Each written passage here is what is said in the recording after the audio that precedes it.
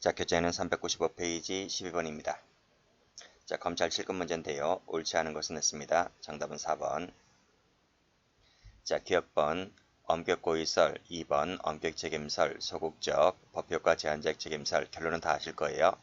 자, 엄격고의설은 위전착을 과실범으로 푼다. 맞죠? 엄격책임설은 금지착오로 풀죠. 자, 그래서 이에 대하여 착오에 이르게 된 상황, 특성을 무시했다는 비판을 받게 됩니다. 자, 3번.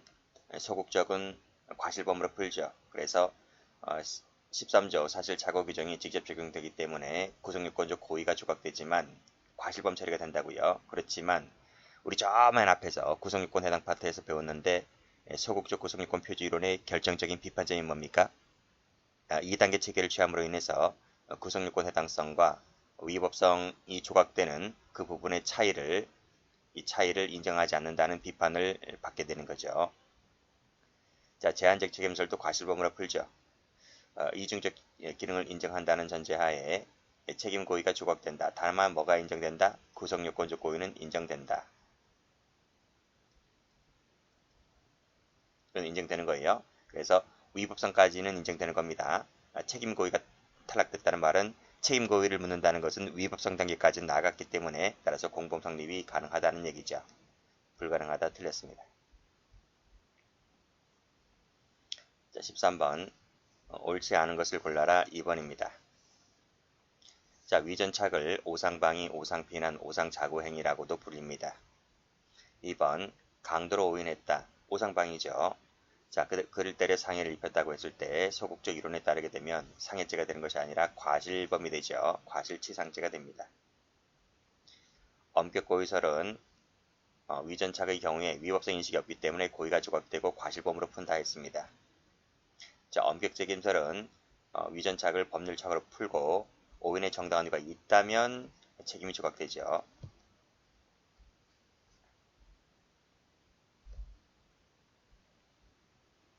자, 해설에서요. 약간 수정할게요. 해설에서 이 부분 그 착오에 정당한 이유가 없다면 이 부분을 삭제를 할게요. 삭제를 하고 바로 이것만 보시면 됩니다. 즉 13조가 직접 적용되어 고의를 조각하고 그 부분에 과실이 있다면 과실범 처리가 된다. 이렇게 보시면 되고요. 정당한 이유가 있다 없다는 것은 책임설에 가야 되는 것이지 소극적에서 논할 것이 아니기 때문에 이 부분을 지웁니다. 자, 14번 갑니다. 9까지 9급 문제인데 옳은 것은 했습니다. 역시 사례를 보게 되면 위전착 사례일 거예요.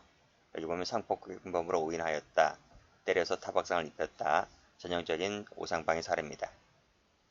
정답은 3번인데요.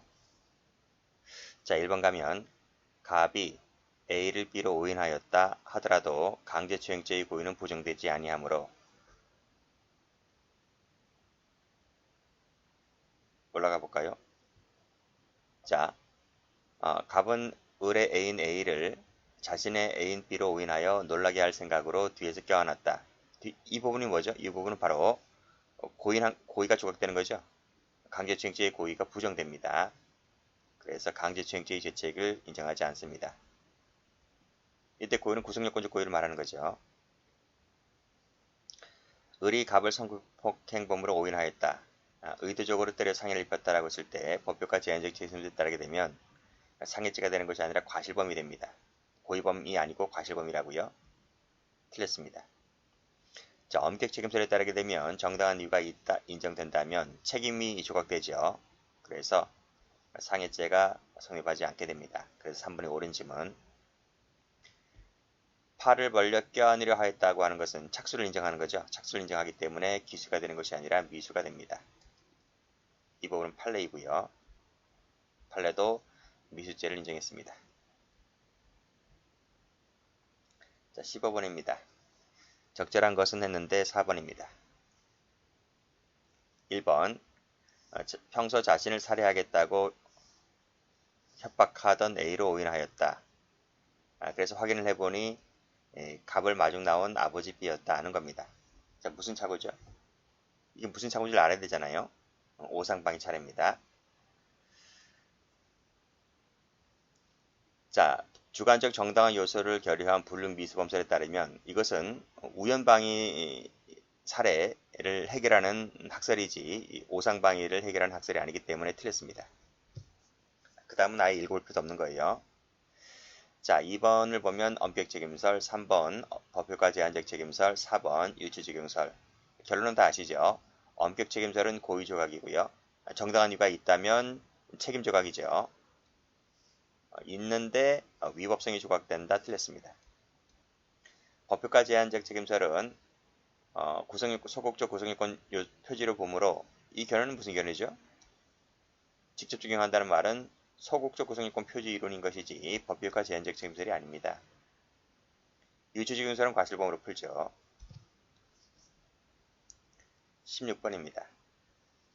자, 그에 대한 학설과 제기되는 비판을 연결한 것은 중에서 옳지 않은 것은 했는데 간부 문제에서 이렇게 나왔네요. 비판 좀 더 물어보고 있네요. 간부에서. 정답은 4번입니다. 1번 가봅니다. 엄격 고의설에 따르게 되면 예외적 처벌이기 때문에 처벌의 공백이 발생할 수가 있다. 그런 견해도 있어요. 비판점. 소극적 가보게 되면 가치 차이를 무시한다라고 앞서 말씀드렸죠. 2단계 체계를 취하고 있기 때문에 그렇습니다. 엄격은 고의범 처벌하게 되는 것은 분명히 착오에 빠져 있기 때문에 착오에 빠져 있는 자를 어떻게 고의범 처리냐. 그래서 이 엄격 책임설은 다른 학설들보다는 피고인, 착오를 일으킨 자에게 고의범 처리한다고 해서 가장 중하게 처벌되는 학설이기도 하고 그래서 일반인의 법감정에 반한다는 비판을 받게 됩니다. 자, 제한적 책임설은 공범 같은 경우에 공범 처리할 수 있다고 했죠. 그렇죠? 근데 공범 처리가 안 된다고 했으므로 틀렸습니다.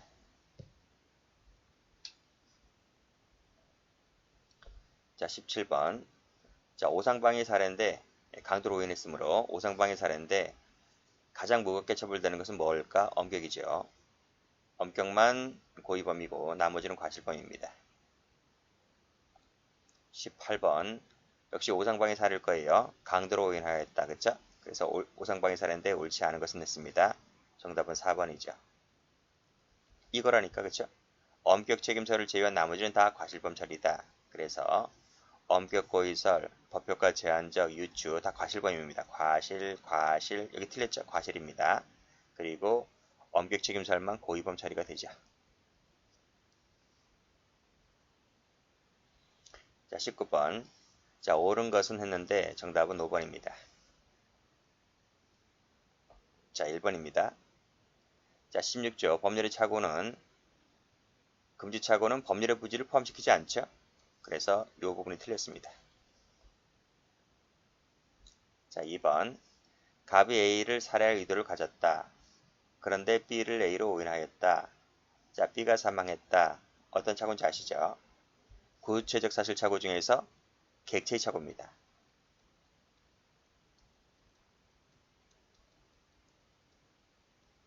자, 그랬을 때 구체적 부합설에 따르게 되면 어떻게 됩니까? 발생 사실에 대한 고의 기수가 되죠. 틀렸습니다. 그래서 무슨 죄와 무슨 죄의 상경이 된다. 틀렸습니다. 이때는 구체적이든 법정적이든 똑같아요. 어느 학설을 취하든 똑같죠. 추상적 부합설도 똑같아요. 다 똑같다. 이 경우에는 해설이 잘못됐습니다. 해설을 여기 이 부분을 지우세요. 이 부분을 지우면 됩니다.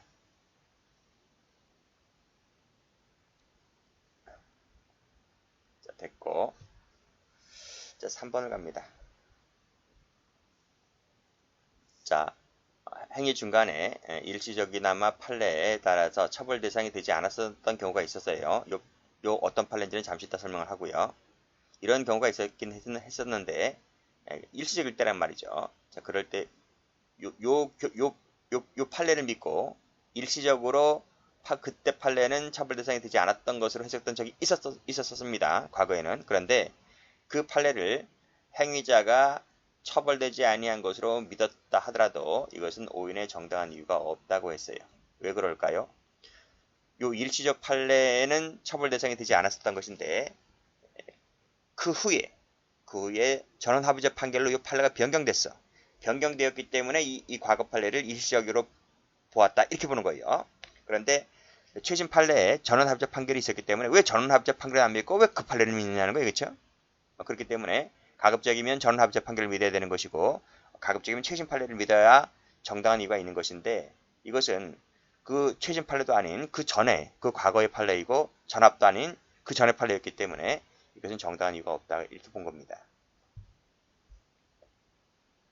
4번 아버지의 힘을 알아보지 못하고 A를 살해했다. 근데 아버지에 대한 인식 의사가 없기 때문에요. 전속살해죄의 고의를 조각한다고 봐야 되겠죠. 15조 1항에 따라서 틀렸습니다.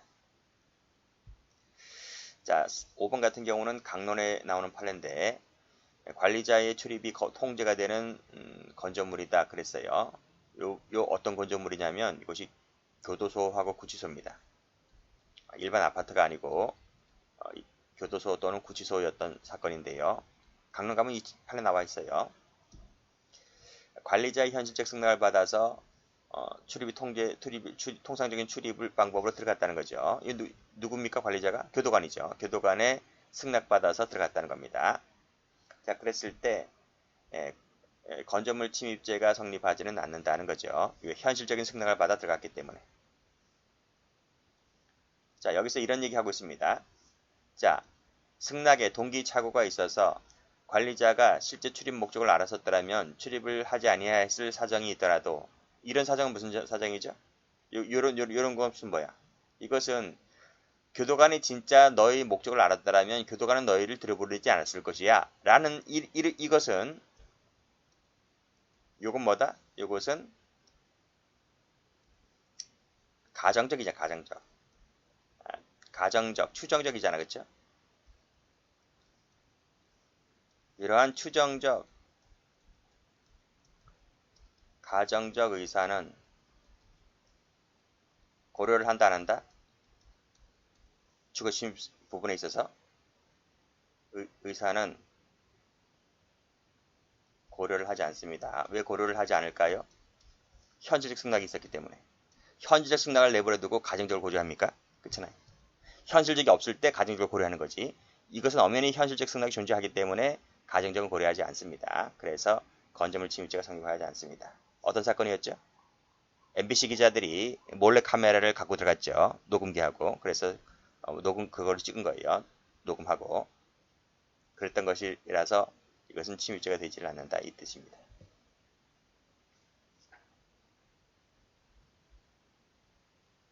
자, 20번. 자, 다음 중 사유가 다른 것을 골라라 했는데 정답은 2번입니다. 자, 1번 볼까요? 이 판례 아시죠?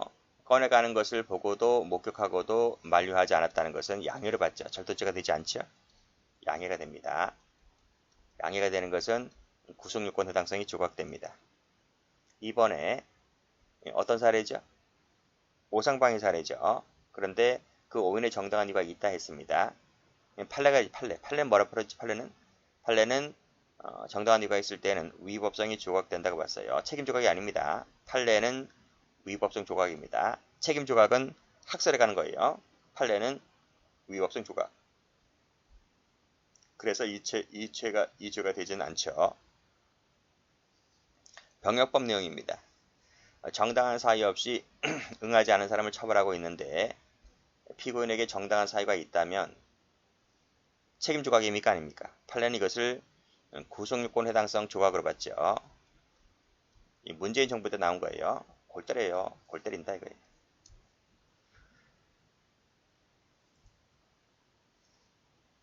자, 4번 가보죠. 자, 사용자의 직장 폐쇄가 정당한 쟁행이라고 인정되지 아니하였다. 그런데 근로자가 어떻게 했습니까? 근로자가 평소 출입이 허용되는 사업장 안에 들어갔다는 거죠. 뭐를 볼까요? 처음부터 주거침입죄가 되질 않아요. 그래서 구속요건 해당성 조각으로 봅니다. 이 사용자의 직장 폐쇄가 정당한 쟁행으로 인정된다면 그때는 죄가 될 수가 있는데 여기서는 정당한 쟁행으로 인정되지 않았다는 것이 결정타가 되는 거죠.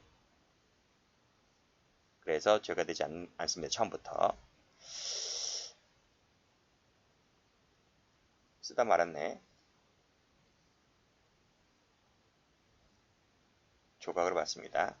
그래서 전부 다 1번, 3번, 4번 전부 다 구속요건 해당성 조각인데 2번은 위법성 조각이라서 정답은 2번이 되겠습니다. 여기까지 합니다.